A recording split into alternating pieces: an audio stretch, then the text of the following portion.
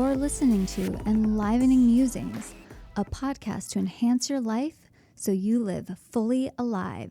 Sponsored by the Pleasure Fairy app. Download it for more support. Welcome to Enlivening Musings. I'm Crystal. And I'm Katie. And today we are going to muse about in our own way about human design, because this is something we have wanted to talk about forever. And, we had our guest on one of our previous episodes, and we wanted to see what was going to get covered in that before we did our own thing.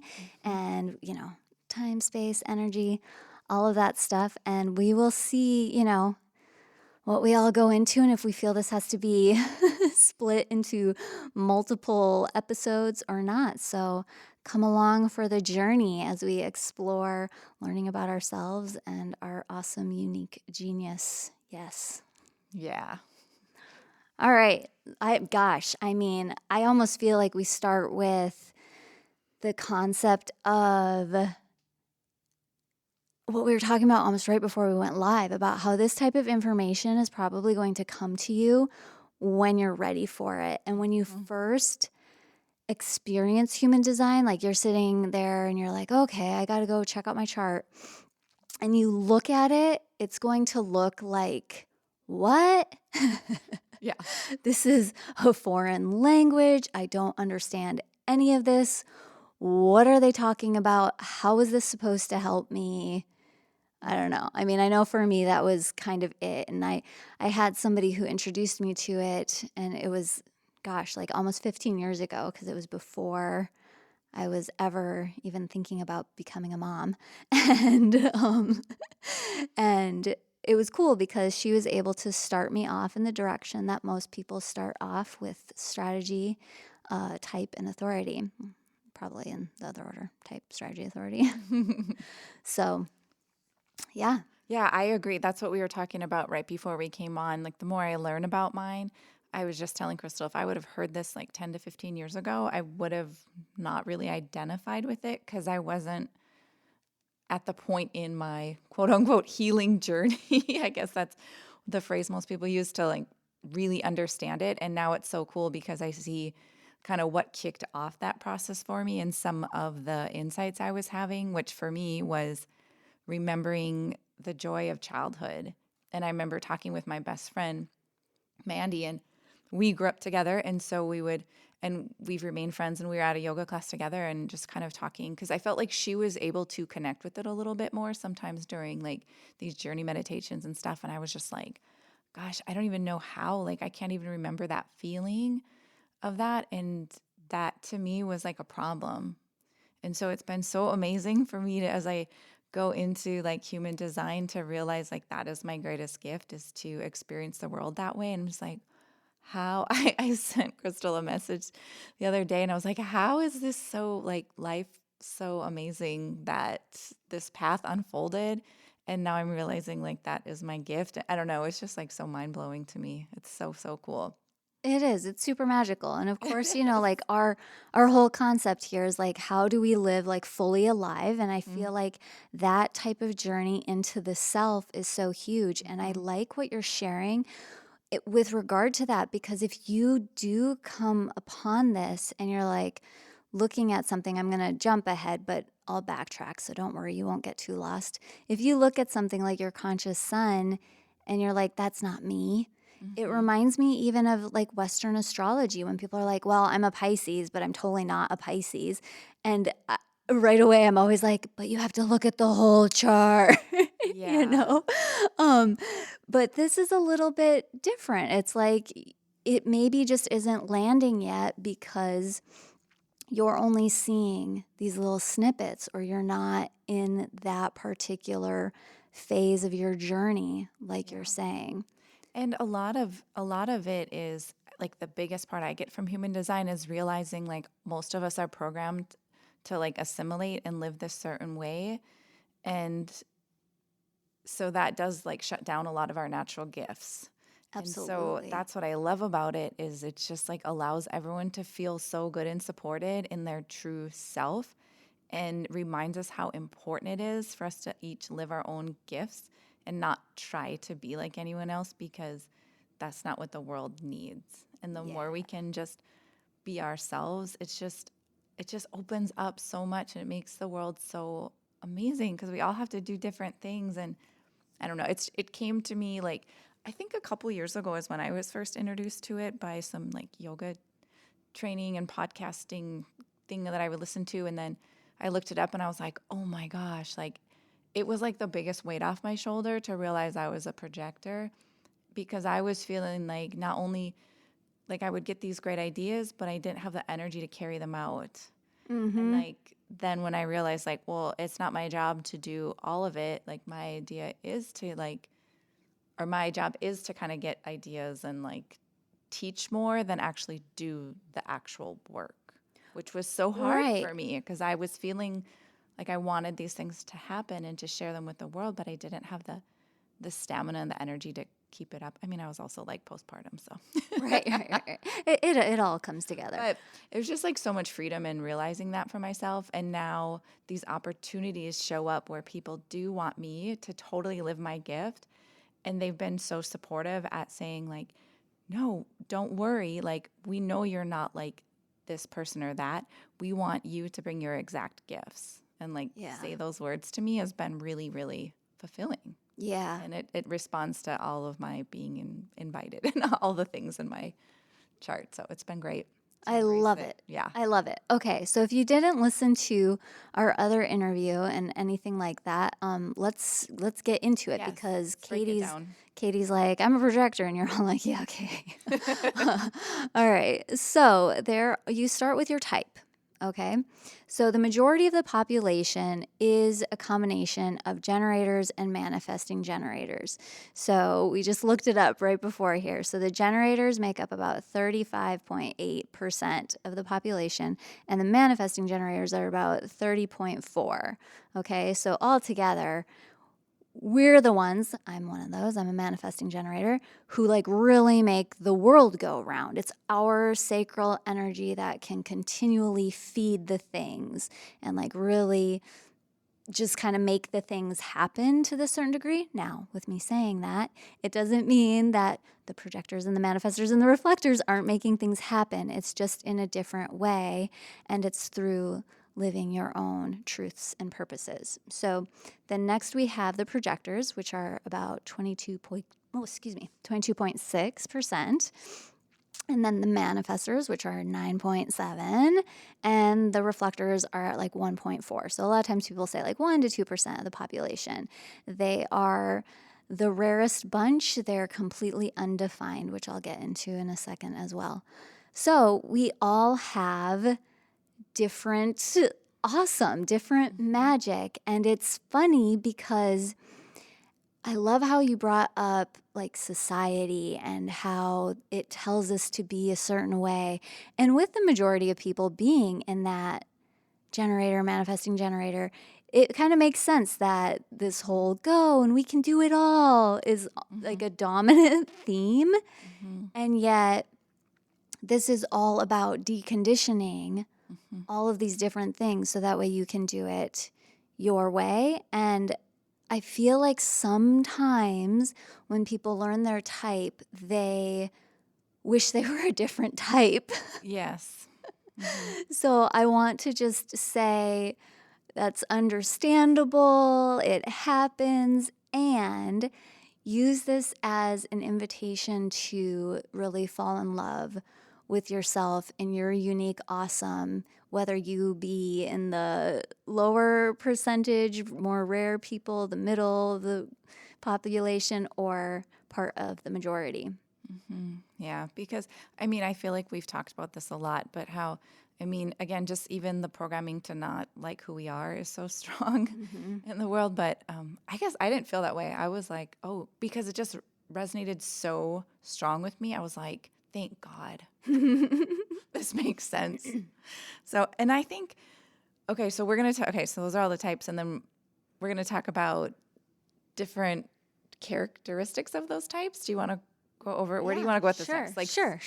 okay, do you want to explain a little bit? I feel like you're a little more versed in some of them. Yeah, I don't mind, but I want you to Okay. add Okay. Okay. what you want to add to it all because I love your flavor. And that's the thing. So, I mean, let's give that caveat. Neither of us are like human design professionals. Neither of us do this as a profession. Right. We're not the ones to come to like Give have us do readings. your chart as like giving you a reading.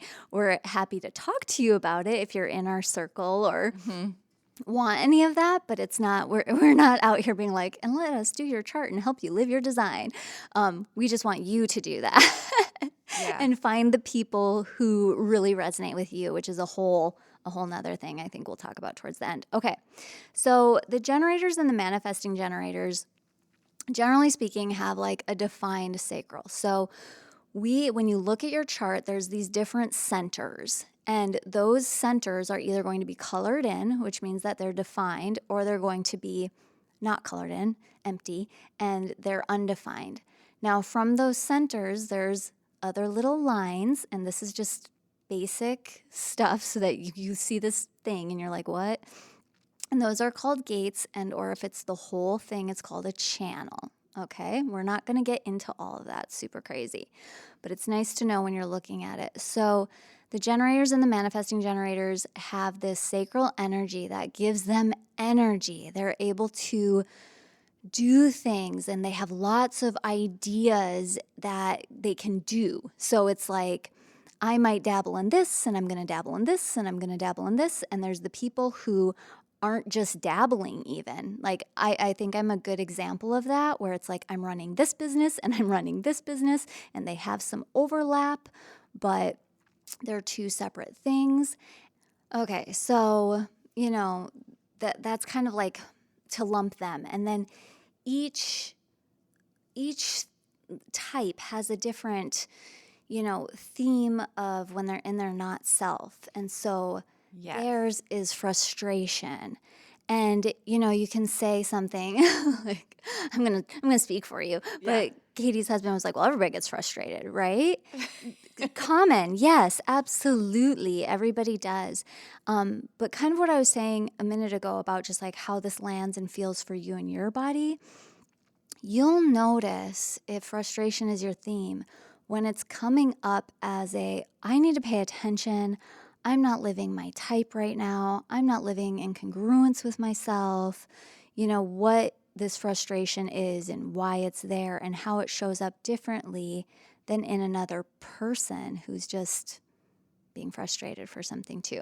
So I want you to add like what Right. you've got on Well, these because two. I thought, it's interesting because, you have, like you said, that sacred energy. So you have kind of like an unlimited energy in a way. But what I, again, not a professional human design person here, but what I've got from it, the thing is, if you're in that generator category and you're not doing what you love, then you don't have that energy and you end up with that Right. frustration. And so someone I was listening to says, don't ever force a man generator or a generator to go somewhere they don't want to go because they'll totally ruin the vibe. Yeah. Like if they don't want to be there, don't make them go because it'll just be not good. I thought that was an interest because I was like, okay, it's just so helpful because like I have a couple generators and maybe a man generator in my own like family and the manifester. And so it just helps me to know like how to respond to them or just Yeah. like, which I've already done. Like if my husband doesn't want to go somewhere, I just go by myself and it's fine. Like we've just learned that balance and there's no like hard feelings or tension because like if he doesn't want to go, said he's going to ruin the vibe. No one wants Right. that. Nobody wants And that. just how they talk about the importance of that group to be doing what they love because like the level of like frustration on the planet, like it just overwhelms. And if the generators are all feeling frustrated, it just brings down the whole vibe of the planet. And people like me, who's a projector non energy, then we pick up on that, Right. especially as a non-emotional, like I can pick up on other people's mood and then it messes my mood up because I'm just different. Yeah, that's just how I flow and absorb things. And my specific projector type. I don't think all Right. projectors are non-emotional, but No, that's a whole and nother. and that's the thing too, where it's like there's so many nuances of this. I So I know. mean, let's go into the projectors. So like the projectors have they don't have the defined sacral, but now there are like mental projectors also. And gosh, I'm trying to remember. I think they only have their head and ajna, which would be the top two spheres, colored in, Hmm. and that and they get closer to almost being like reflectors in certain ways of being Mm. so undefined. And so there's that, but then I mean there's other projectors who are more emotional based and all of that too. So it's like, but in general, In general. projectors are the type of person who can tweak everything and tell you how it's supposed to be or how it is, how it can be better. Mhm. And they might want to like jump to giving you advice, but one of their strategies is actually waiting for invitations. And so they're not always supposed to jump to, this is how you can do it better, because it doesn't get received very well if the person didn't ask, you know? Yes, this is a story of my life. That's why when I realized that, and luckily I started to already practice that in the last few years, but it was like a huge issue for me because I just see stuff and I just want to give advice and show people like, oh, you could do this or that because I always felt like I just know a lot of stuff. Right. And and it's like valuable and it's like real. It's not like my opinion or just making things up. Like I just remember stuff. I know little facts. But if I am not invited, it comes off really bad. And so I've slowly learned that. And I still practice it. And I catch myself at times and playing around with like, should I respond to this? And then it's better if I don't. It just shows Mhm. up better for me. So that little bit for projectors, I feel like that waiting to be invited is so helpful. And then when I am invited, it's so well received and Right. it's just so, so great. And you all can be like such awesome teachers in that way too, like being able to share with the world, Mhm. here it is and this is what it is and all of that.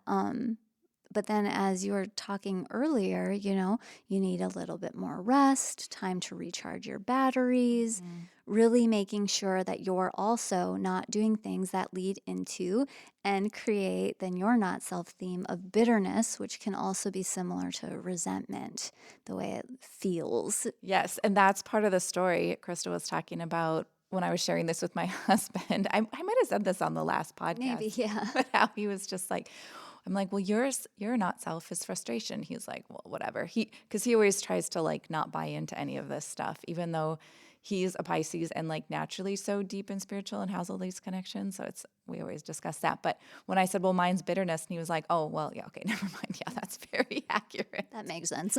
And then, but then, like, what is it? So it's your not self, but then when you are aligned, like mine is success. So when I'm aligned and doing my thing, I'm feeling success. And then for what is it for generators when you're feeling good? I don't remember right now. I'd have to look it up. I know for reflectors, it's surprise. Yeah, which is so cool. I thought that was so neat when I heard that. I was like, oh, how cool. I know, with the reflectors being like such a small portion of the population and having a child that's a reflector, I kind of like soak up little bits and pieces of that for my own personal understanding. Okay, so I just looked and it's satisfaction. Yes. You Mm-hmm. just feel satisfied. Yeah, satisfied. Just so, yeah. So And that's something too with when you're talking about not making them do something. This is the generators or manifesting generators with like that they don't want to do. One of the ways that you know if you're living your design and that your energy was utilized really well is if you're going to bed feeling that satisfaction. Like it's the, mm, ooh, today was, yeah, like, all right. And then to bed. that's cool. Yeah. That's a great description. Yeah. I just feel like it's so true, though. There's probably a lot of generators that are not living that. They're just doing what they don't want to be doing, especially I think of like as far as like work and stuff. Mm-hmm. But that doesn't mean everyone has to like have this like super amazing, unique job. Like people can be satisfied doing Oh, yeah. all the different skill sets in the world. It doesn't have to be like I have this super cool, unique job and I'm self-employed and do whatever I want. Like, Yeah, not at all. I mean, you could be a barista, a bartender, yeah, you could be like a sanitation person, whatever. I mean, like, I was trying to get like a couple yes. spectrums. Yeah, you could be anything as long as it makes you happy and it feels good because then your body's like moving through and using your energy in that way. Hmm. Okay, so moving right along, manifestors. Oh, do you have something else? Nope. I was just Okay. ready to talk about manifestors. Awesome. So manifestors are great at like putting stuff out in the world. And when I think about manifestors, I think about like activists a lot of times for some reason. Like I think Mm-hmm. of them being like, here it is. This is what we can do. Wake up, everybody. Like that's kind of the energy I feel. Yeah. But part of that is because they are known to have this repelling aura, which is, you can feel that. They're just it's almost like they're just going to be a little bit skeptical feeling if you like step into their aura. They're just kind of protecting their own energy. I've heard a lot about how manifestors and reflectors can get along really well because then when we move to reflectors have a sampling aura. So they Mm-hmm. protect themselves by trying on people's auras and like tasting them a little bit, sampling them, where the manifestor is just like, nope. And that's not a Interesting. bad thing. And it's not this super hard edge, even though it feels that way. The more a person even knows that's what they are, they can play with that a little bit. Like, how does this feel for me to let this person in a little bit more or anything like that? And Katie and I have said this a million times. Like, it'd be so cool to know all of our clients' Yes. design because if you do have somebody on your table and they're repelling the work you're doing and then you find out they're a manifestor, it's like, oh, okay. That Mm-hmm. makes sense. Like now I can be even more patient and know that this is normal. This is how this is quote unquote supposed to be in Mm-hmm. this situation. So, and then their not self theme is anger. Which is, I have a little boy that's manifester and 100% anger. Whoo, right away. Yep. If I try to make him do something he doesn't want to do, it's kind of cute now because he's so little. Right. Yeah, yeah, anger, and then their on track is peace. Oh, And they yeah. feel that peace. Yeah. Beautiful. Isn't that so cool?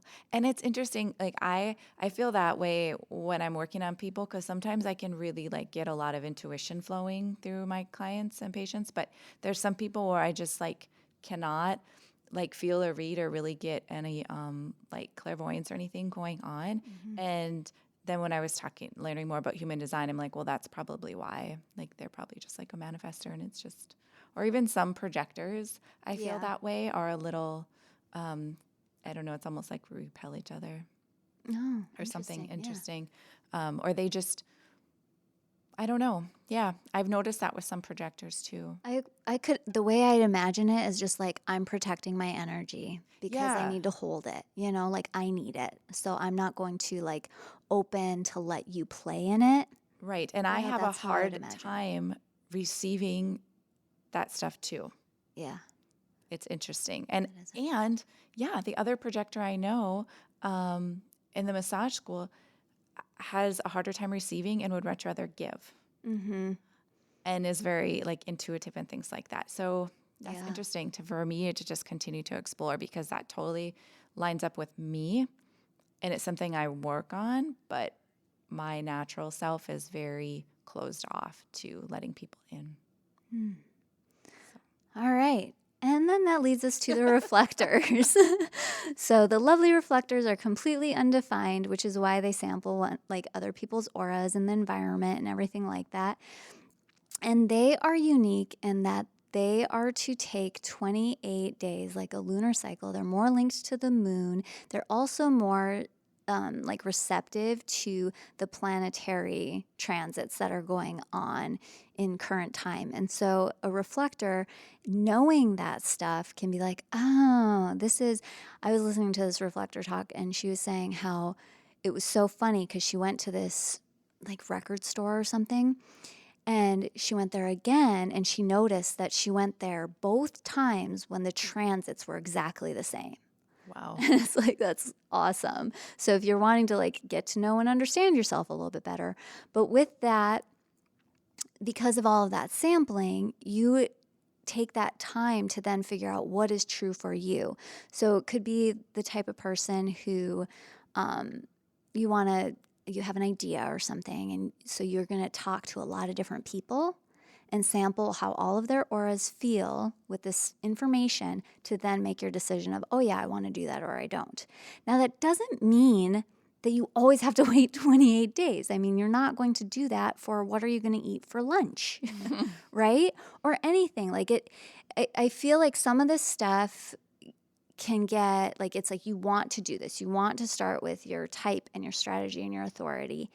And there's like certain caveats to all of it. Like when you do look at other aspects of your chart, as well as not making it so it gets you stuck in a box. Like if you're a reflector who's like, well, now I can't make a decision for 28 days and it's holding you back from what you're actually wanting to like create or desire in your life or anything, then you're using your design like against yourself. So there's this interesting thing that can happen where, you know, you go into this and it's like, one, you can get all the knowledge, and then two, all of that can sometimes create this whole other opposite effect. So, I mean, those are just words, just words of caution or anything like that. But again, theirs, I believe it's disappointment is their not self theme. And then their surprise is that beautiful living their life in surprise, because you're supposed to be sampling everything. So it's like this whole going out and experiencing life and like trying it all on. And then reflectors are known for needing a lot of quiet time because like they're almost like, to me, I think I'll see what you say about this, like shapeshifters. Like they just morph into whoever they're around. So they're probably, they get along with everyone because they just like turn into you when you're around them. Right. So they'll reflect you back to you. And so for the world, they're here to help reflect to all of us like what needs to change. Yes. And they're good authorities at stuff. So if you're having like an issue, they could actually tell you like how They're like to the main, help it. right. They're like the main, like the only group that can really tell us what to do in a way, right? Yeah, kind of. Yeah. It's like I've heard that somewhere. right, because they can just they sample it all and then they're like, this is the way.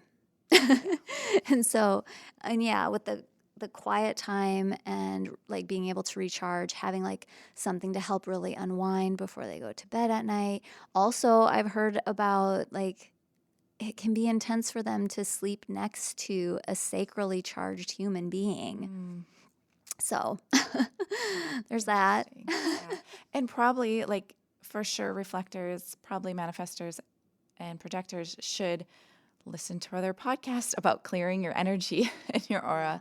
So your external body and also like internally to like reset yourself and know when you're starting to feel you're not self, like it's time to check out what's eating up your energy or your aura or whatever and set some boundaries there. Exactly. All right. Well, goodness, we definitely have to turn this into multiple episodes because otherwise this is going to go on and on and on. So thank you so much for tuning in. I mean, we would love to hear what you are, what you taken away from this. If there's anything, I don't know, that really was like, whoa for you. Yes, let us know. There's a lot of places you can do your chart for free.